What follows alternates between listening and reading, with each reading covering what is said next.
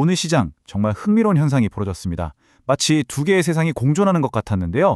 전 세계 금융시장에서 나타난 이 뚜렷한 양극화 현상, 지금부터 그 속으로 한번 들어가 보시죠. 자, 화면 좀 보시죠. 이게 바로 오늘 한국 시장의 가장 큰 미스테리입니다. 코스피는 사상 최고치를 찍으면서 축포를 터뜨렸는데 기술주 중심의 코스닥은 오히려 미끄러졌어요. 아니, 어떻게 한나라 시장 안에서 이렇게 정반대의 일이 벌어질 수 있을까요?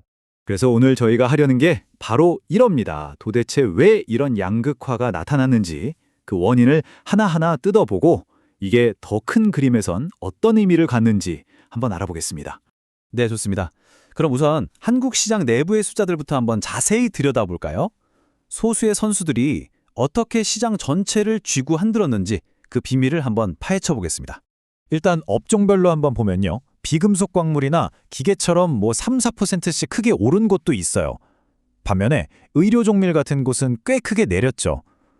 근데 이것만으로는 코스피랑 코스닥이 이렇게까지 극명하게 갈린 걸 다 설명하기엔 뭔가 좀 부족합니다. 그쵸? 진짜 이유는 사실 우리가 다 아는 그겁니다. 바로 빅테크. 더 정확히 말하면 모든 게 반도체 하나로 쏠렸다는 거죠. 자, 바로 이 표가 오늘 시장의 모든 걸 말해줍니다. 오늘 코스피 상승은요, 사실상 삼성전자가 혼자서 3% 넘게 폭등하면서 다 끌고 갔다가 봐도 무방해요. SK하이닉스가 살짝 거들어준 정도고요. 근데 보세요. LG에너지솔루션, 삼성바이오로직스 같은 다른 대형주들은 다 파란불이죠?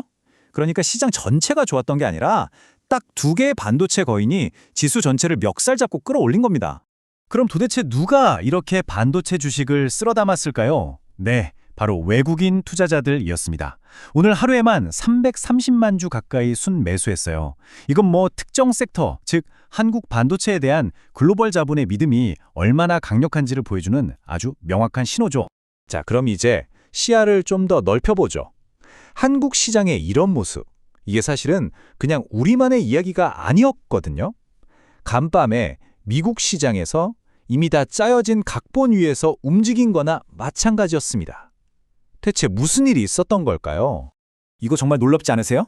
우리가 방금 한국 시장에서 본 거랑 완전 판박이 현상이 간밤 미국에서도 일어났습니다. 기술주 중심의 나스닥은 1.6% 넘게 확 올랐는데 시장 전반을 보여주는 S&P 500은 거의 움직이지도 않았죠. 데자뷰 같지 않나요? 이렇게 전 세계적으로 기술주, 특히 AI에 대한 기대감을 확 끌어올린 계기가 있었는데요. 바로 이 뉴스입니다.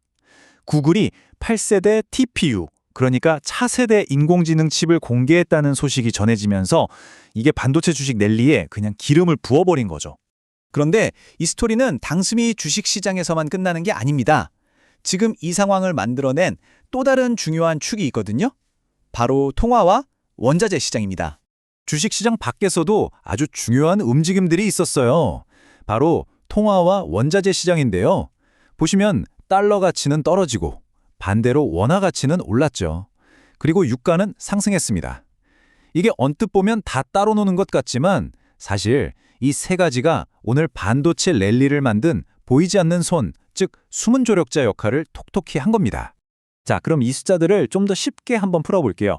일단 미국 달러가 약해졌다. 이건 무슨 뜻일까요? 해외 시장에서 볼 때 한국 제품, 특히 반도체 가격이 상대적으로 저렴해진다는 의미입니다. 당연히 더 잘 팔리겠죠? 동시에 원화 가치는 강해졌으니까 외국인 투자자들 입장에서는 지금 한국에 투자하면 환차익도 기대할 수 있겠네? 하면서 돈을 들고 들어오게 더 좋아진 거죠. 네, 지금까지 오늘 시장이 왜 이렇게 흘러갔는지 쭉 살펴봤습니다. 그럼 앞으로는 어떨까요? 지금의 이 흐름을 완전히 뒤집어 버릴 수도 있는 이번 주에 우리가 반드시 체크해야 할 변수들이 몇 가지 있습니다. 물론 오늘 한국의 GDP 성장률이 예상보다 훨씬 좋게 나오면서 이른바 서프라이즈를 보여준 게 오늘 랠리에 힘을 실어준 건 맞아요. 하지만 진짜 시험은 이제부터입니다. 이번 주에 우리가 눈여겨봐야 할 가장 중요한 일정들입니다. 당장 오늘 밤에 나올 미국의 신규 실업수당 청구 건수부터 시작해서요. 다음 주 화요일엔 미국 소비자 신뢰지수, 그리고 대망의 수요일엔 마이크로소프트, 구글, 메타, 아마존 같은 빅테크 공룡들의 실적 발표가 줄줄이 기다리고 있습니다.